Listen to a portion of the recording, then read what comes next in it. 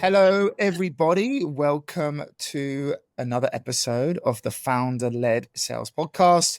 This is the podcast that delves into the unique journey of founders who lead their company sales efforts and are thinking about stepping back from the day to day. Perhaps they're loving it and have got some words of wisdom to share about why they're never going to leave the selling part of their company. So in each episode, we explore the challenges and the strategies of founder-led sales and how leaders ultimately or the lessons that they've learned in sales along their journey. Today, we're really, really happy to welcome Melissa Simkins to our podcast. Melissa, welcome. Great to have you here. Would you mind just giving a quick introduction, kind of just a little 1 minute about yourself and your business, and then we'll get cracking. Awesome. Thank you, Richard. So Melissa Simkins, and I am, I'd like to say that I am a wife, I'm a mother, I'm an entrepreneur, and I'm someone who's just passionate about purpose. My journey to entrepreneurship started almost 20 years ago. I left the corporate gig as a marketer in a big Fortune 500 company and really just left to figure out my why. And if I could help be my first client to figure out my why, and at the time we called it personal branding, then that would be something that could actually make a business, helping other people do it and monetize their value over their lifetime. And so that really became my passion. I love the identity that people don't see, that I am an athlete. And so I have this mindset of an athlete, which has helped me very much in entrepreneurship to be agile, to be able to move. And I've had the privilege of working with athletes. So that is another kind of passion point of my story, my journey as my brand is evolving. So that's a little bit about me. Great. Thank you. Well, thanks for joining us. Henry, over to you. Well, it's hard to know where to start, to be honest, because I think, as you said there, and it was the thing that jumped out when we met first time. I was kind of just sitting there going, "Holy smokes, you're doing a lot, and a lot of amazing stuff." I mean, first of all, I mean, how do you manage it all at the moment? How do you balance everything? Maybe just give us and the listeners like a quick sense of all the different things that you're up to. Yeah, well, I don't think it's balance. I do believe it's life integration, and probably why it looks like more than it is because it really is a system.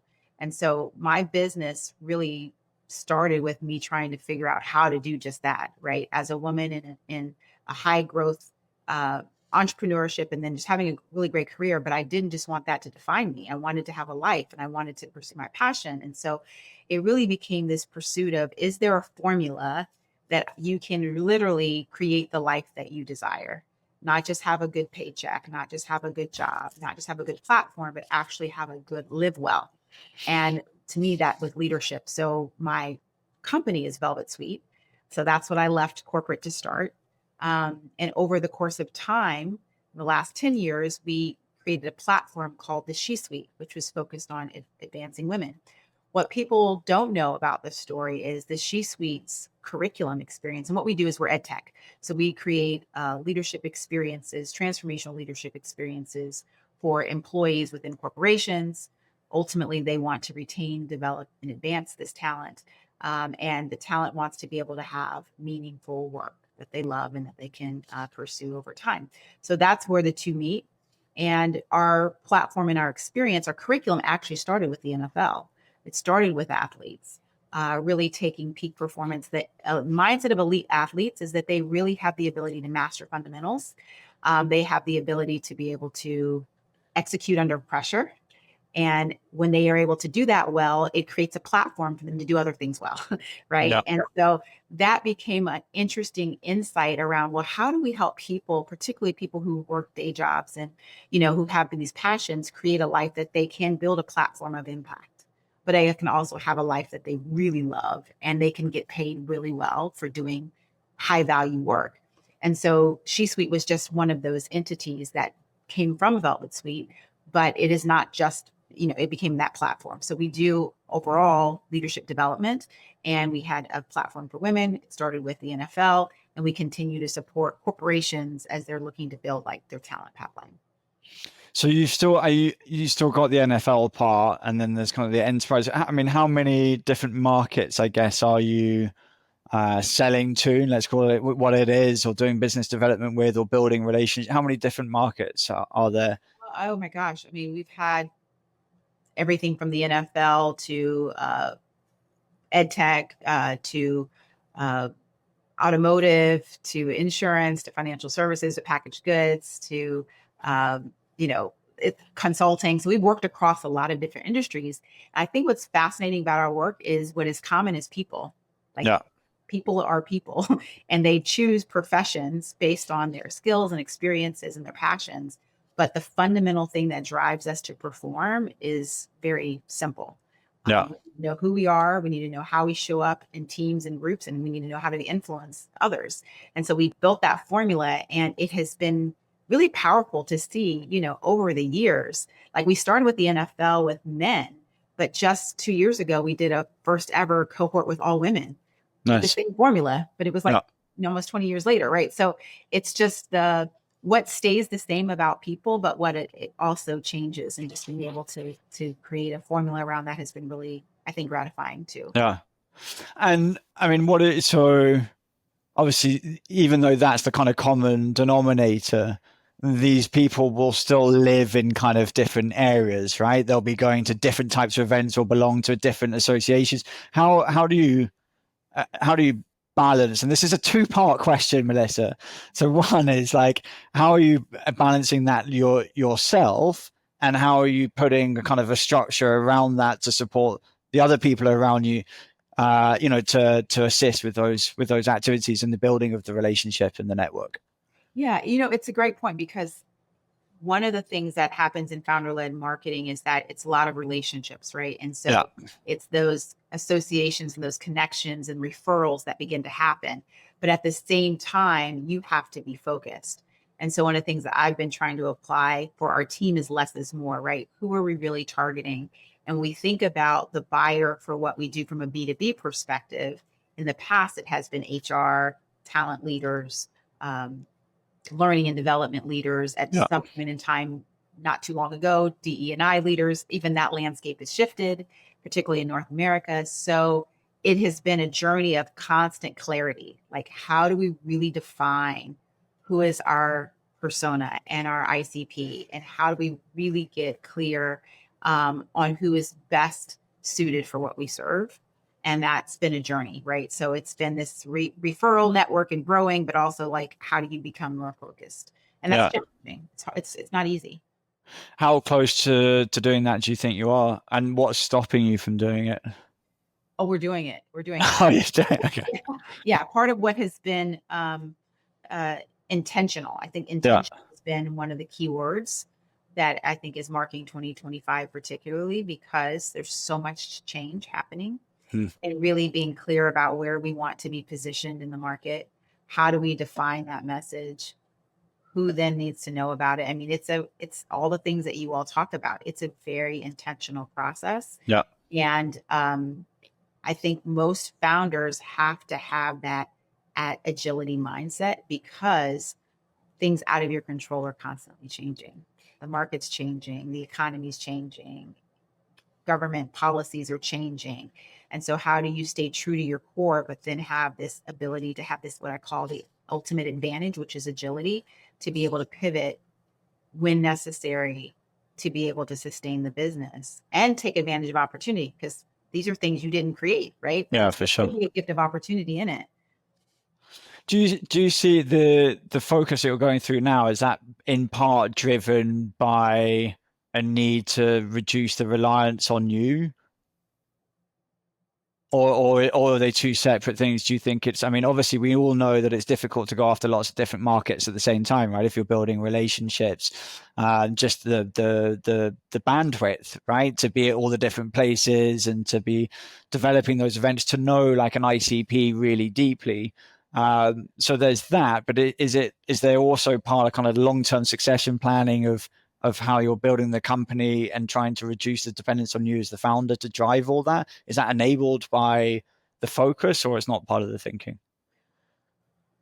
It's both and, right? I think there's the strategy. First of all, as a founder, I step back and say, what do I want this company to be when it grows up? Like, what is it really going to stand for? And what is it that best serves the vision, right? And so I think that is getting really clear on the vision. Yeah. And the North Star. We just did a conference, our C-Suite Summit, and one of the speakers talked about being okay that the North Star moves over time in different stages of your life, right? And so every year I'm stepping back and saying, where is the North Star? And where do I want this business to go in a way that's best suited for our unique value in the market? How I play a role in that, I think, unfortunately, it's an interesting conversation because I think a lot of founders either want to own it or they don't, right? They want to own their position in it. And I don't know that I am currently doing a lot of the sales, but I believe my role can be very strategic in building influence with the right buyers. And to me, that is where I thrive because I'm a relationship person and I can see the fruit of that in the outcomes of the business. From a sales perspective, do I need to be doing that? No. Do I want to continue to do that over time? Yeah. No. But I do know that we can compete and win in a different way than our much larger competitors because of the way that we leverage what we call the center of influence strategy. You have a structured approach, right? So I guess could you tell us? I don't want all your secrets, but talk us through the kind of some sort of repeatable process of how you're starting new relationships and how you're nurturing those relationships. Yeah, I think they're not any. I don't think there's anything new under the sun, but it really is about getting really clear on the ICP first, and then defining who are those personas and those individuals. We've leveraged things like a board. We just recently launched a board that has, strategic relationships and great advisory. We do strategic events, and I show up at strategic events for keynotes because that is one of my strengths as a speaker. We also are leveraging a podcast. We've had a podcast in the past, but we're getting ready to start a new podcast and then a newsletter. And those kind of are our core focus points right now. Yeah.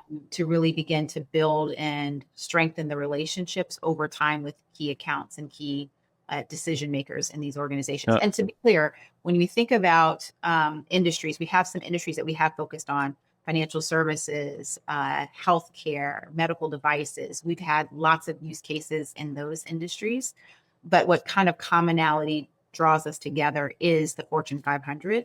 Right. But in this time of reevaluation, we're like, maybe it's broader. Maybe there's a different subset. Maybe we need to look more at strategic partnerships and alliances. So we're in this place of kind of evaluating and then really defining in this chapter of the business, where should we spend our time and resources? And that is that distilling down to that like real clear focus. Yeah.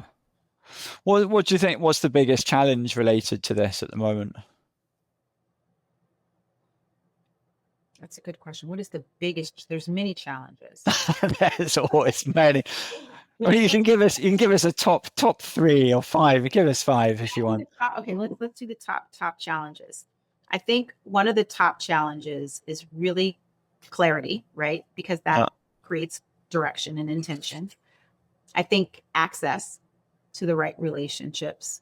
I think alignment of the value proposition to where your market is today. When you're talking about talent and HR in an environment where people are getting let go and companies are contracting and spending, like you've got to really hone that down.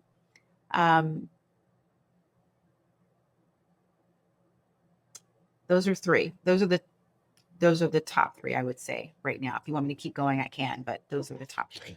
Yeah, no, that's good.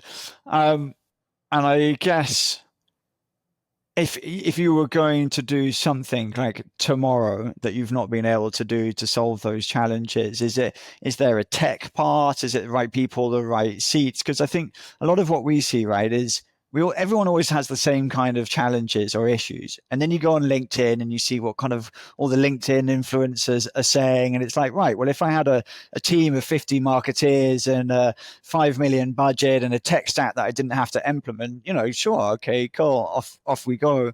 But obviously that doesn't kind of translate to most companies that are facing these challenges.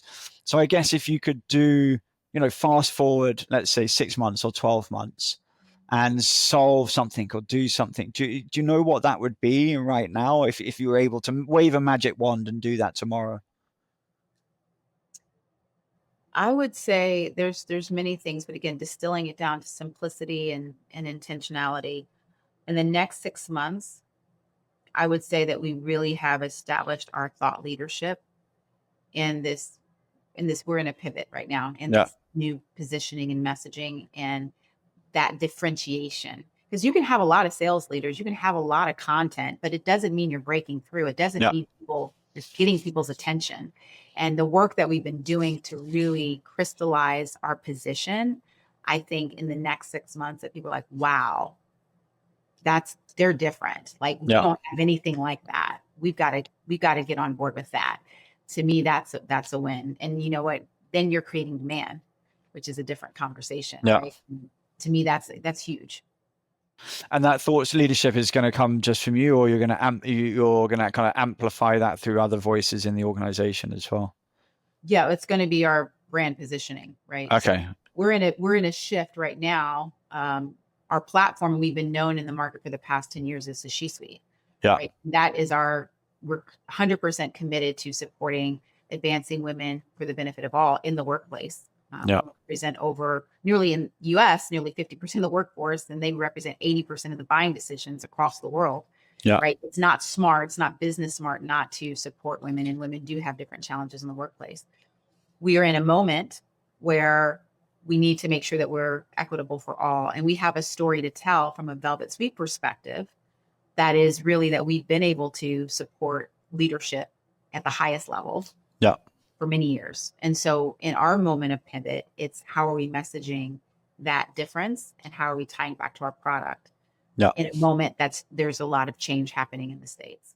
Yeah. It's very interesting. I mean, that's the thing that we see, right? And we're essentially always telling the same story again in everything that we do. We're always telling the same kind of story. And I think once you do lock onto that, then it gets much easier to kind of strategize about everything else that you do because the story remains the same. So finding other vehicles to kind of take that story and carry it is much easier. But I think what we see is they're trying to tell that story, but they're trying to tell kind of 5 or 6 different stories at the same time, whilst also running experiments and new vehicles. And then it's very, very hard. I think if you have the story part down and it's simple but really effective, then trying different vehicles to carry that and amplify that is obviously much easier. Yes. And then you have the product, the use case, you have the examples of outcomes. Then it just becomes, self-fulfilling prophecy from that point of view once that's in place, right? 100%. I always say to Rich, one of the things that I want is basically to have no website except for just a one page full of, essentially the same people that we're marketing to, the same role, in the same kinds of companies, just talking about the problem that they had and how we solved it, and that's ultimately it, I don't like the idea of selling, right? No. If you solve, people are standing in line, but getting clear on what you're solving is, I think, a lot of times people want to shortcut that work. Yeah. It's easier to go to a product, but without it, you're spinning the wheel, right? 100%. There's a talking about this. I was looking at a company the other day. It's called Meta Labs. I think they're based in San Francisco.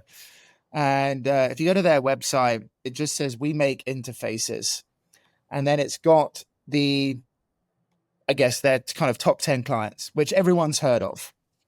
I mean, this is literally their website. And remember that their business is making interfaces. It's the simplest website you've ever seen.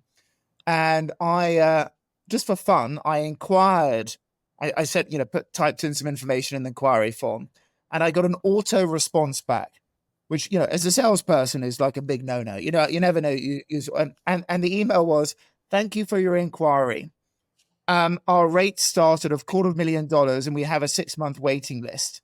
If you would still like to proceed, let us know." And I just thought to myself, that's when you've done something right. You've got your positioning right. You've got your ICP right. You're not having to sell anything. People are coming to you. and you just have a big queue. And what I just love about it is they've nailed their ICP. But what I really love about it is they could have added so many other things that they do, and they could have increased the size of their team to do a lot more, but they've decided to just remain very, very focused to doing this one thing really, really well for the types of clients they want to work with. And you don't see that often. And what you said, Melissa, just made me think of them. I've been just in my mind going through this exercise of like literally reflecting back on our outcomes and saying, okay, like that was good. That was great. That was amazing, right? Like when you know that you've got something amazing, how do you double down on that? Right. Because there's just a lot. And, you know, I'm a founder with a small business. There's not unlimited resources. There's not unlimited time. So you've got to be really focused. But that's a lot of intentional work. But I think the other thing as well is then also, you know, getting out of our kind of our caves where we know everything in such depth and actually speaking to customers, because then you have a problem. And I saw something about Chipotle and they're talking about product category creation. And now they have, you know, they've got beef, chicken, pork, and then they've got like all these other types of things. And no longer, you know, do you go up and the person says, do you want kind of beef or chicken? They say, do you want protein? And because they're trying to sell all these different things, it's become such a complicated, like, which bracket do you put it in? So they've created these strange kind of brackets. But essentially, that's not how people talk in the real world. You don't go up to Chipotle and go, oh, yeah, I want kind of protein in my burrito. It's like, well, what kind? You don't communicate like that. So Rich and I are always challenging each other, I think, with the website, almost, Rich, probably on a monthly basis, right? Looking at the language we use. Is this how people are describing their problems? Is this how they're describing it in their own terms? And it's one of, I think, the best things, right, about doing case studies or doing exit interviews when things don't work out with clients is they will tell you. You don't need to keep imagining what the value is. If you've done a good job, if you've done a bad job, they will tell you where the value is or what they wanted. And then if you can keep doing that, then you've got your messaging. And often I think it's so much simpler than we think it is, right? It's not all this other stuff that's perhaps nice, but they don't think about it in those terms. It's just listening. No. No. Yeah.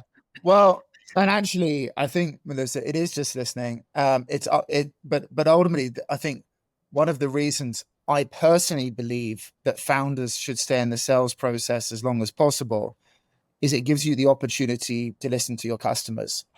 And as soon as you start putting things in place between the people who set the vision and the strategy and talking to customers, I think you've got a big problem. Yeah. Melissa, we're gonna move into my favorite part of the podcast, which is our rapid fire question session. So I'm just gonna ask you a series of questions. You're gonna answer, and then we're gonna move on to the next one. Okay? Are you ready? I think. All Let's right. go. Okay, let's go. Pitch your business in 30 seconds. Okay. Velvet Suite is a leadership innovation firm. We create life-changing leadership experiences that drive measurable results and transform culture and accelerate people to the highest level. The first sale you ever made. One of my friends from college, I started my business in Cincinnati, Ohio. He had a nonprofit and he wrote me a check for $750. And I have the check still to help him brand his nonprofit. What do you love about selling? I love relationships. I'm a people person and I love solving problems. So to me, that is what good salespeople do, is they're able to listen, solve problems, and build relationships. You can guess what the follow-up question is. What don't you like about selling? I feel like it's selling. I don't like the feeling. I don't like calling it selling. I feel like it creates a barrier immediately and people become resistant because they feel like they're being sold to versus connected to and building a genuine relationship. So I don't like the term selling. Your top sales tip. Oh gosh, so many. I would say leverage within the first 5 seconds of someone meeting you, they've determined your value. In the next, I think 5 seconds, they've changed their mind about 7 times. So the idea of mastering the first impression, whether it's the first words, the first smile, the first tone of voice, like capturing that to get people's attention in a way that adds value, gets them to listen to the next sentence. I've heard someone had coached me on, listen, your job in an email is just to get them to read the next sentence. So how do you just get them to keep reading the next sentence, the next sentence? And so it's this artful way of capturing engagement quickly. Yeah. When recruiting a salesperson, what do you look for?